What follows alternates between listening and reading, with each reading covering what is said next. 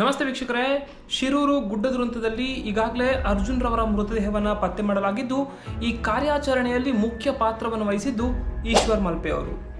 ಈಶ್ವರ್ ಮಲ್ಪೆ ಅವರು ನೀರಿನ ಅಂತರಾಳದಲ್ಲಿರುವ ಮೃತದೇಹಗಳನ್ನು ಹಾಗೂ ವಸ್ತುಗಳನ್ನು ಪತ್ತೆ ಹಚ್ಚುವಂಥ ವಿದ್ಯೆಯನ್ನು ತಾವೇ ಕರಗತ ಮಾಡಿಕೊಂಡಿದ್ದಾರೆ. ಇನ್ನು ಇವರನ್ನ ಕರ್ನಾಟಕದ ಆಕ್ವಾಮ್ಯಾನ್ ಅಂತ ಹೇಳಿ ಸಹ ಕರೆಯಲಾಗುತ್ತೆ. ಸುಮಾರು 20 ವರ್ಷಗಳಿಂದ 1000ಕ್ಕೂ ಹೆಚ್ಚು ಮೃತದೇಹಗಳನ್ನು ಇವರು ಪತ್ತೆ ಹಚ್ಚಿ ಅವರ ಕುಟುಂಬಗಳಿಗೆ ತಲುಪಿಸುವಂತಹ ಪುಣ್ಯದ ಕೆಲಸವನ್ನು ಮಾಡ್ಕೊಂಡು ಬಂದಿದ್ದಾರೆ. ಇನ್ನು ಇವರ ಒಂದಿಷ್ಟು ಕಾರ್ಯಾಚರಣೆಗಳನ್ನ ನೀವು ಅವರ ಯೂಟ್ಯೂಬ್ ಚಾನಲ್ನಲ್ಲಿ ವೀಕ್ಷಿಸಿದ್ರೆ ನಿಜಕ್ಕೂ ಮೈ ಜುಮ್ ಎನಿಸುತ್ತೆ. ಈಶ್ವರ್ ಮಲ್ಪೆ ಅವರು ಕರಾವಳಿ ಭದ್ರತಾ ಪೊಲೀಸರಿಗೆ ಸಮುದ್ರ ರಕ್ಷಣಾ ಕಾರ್ಯಾಚರಣೆಯ ತರಬೇತಿಯನ್ನು ಸಹ ನೀಡಿದ್ದಾರೆ.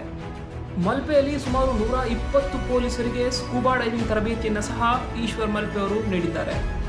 ಇದಲ್ಲದೆ ಉಚಿತ ಆಂಬ್ಯುಲೆನ್ಸ್ ಸೇವೆಯನ್ನು ಸಹ ಇವರು ನೀಡ್ತಾ ಇದ್ದಾರೆ.